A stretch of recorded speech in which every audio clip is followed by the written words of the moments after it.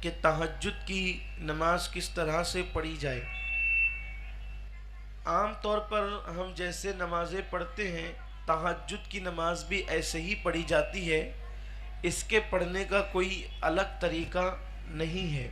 تو چاہے 10 منٹ کے بعد ہی اس کی آنکھ کھل جائے تو تہجد کا وقت تو شروع ہو جاتا ہے۔ یہ جو عوام میں مشہور ہے کہ رات کے 12 کے بعد تہجد کا وقت شروع ہوتا ہے، یہ غلط ہے۔ بلکہ آپ نے عشاء کی نماز اگر 8 بجے پڑھی، اگر ٹائم شروع ہو گیا تھا 8 بجے پڑھ لی، پھر آپ سو گئے اور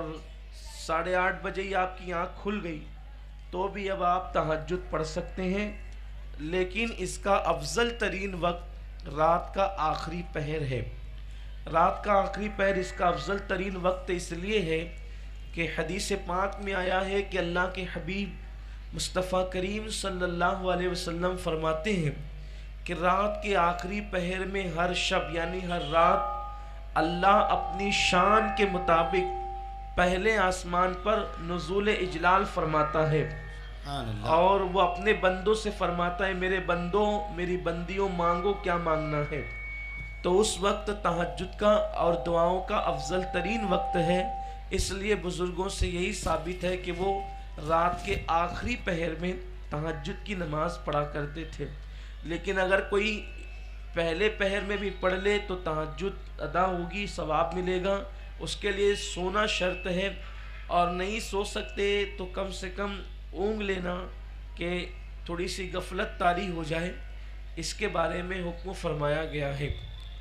اور دوسری بات، تہجد کو رات کے آخری پہر میں پڑھنے کی حکمتیں یہ بھی ہے کہ آقا کریم صلی اللہ علیہ وسلم نے فرمایا جب سب سو جائیں اور تو نماز کے لیے اٹھے تو اللہ کو تیرا یہ عمل بہت زیادہ پسند ہے، ایسا کرنے والے کو اللہ قیامت کے دن حساب و کتاب کی تکلیف سے بچا لے گا، اور اللہ تعالیٰ اس کو مشک کے ٹیلے پر بٹھائے گا،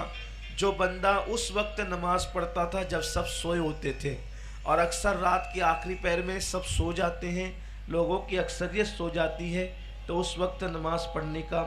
بہت اجر ہے اور اس کی بڑی برکتیں ہیں۔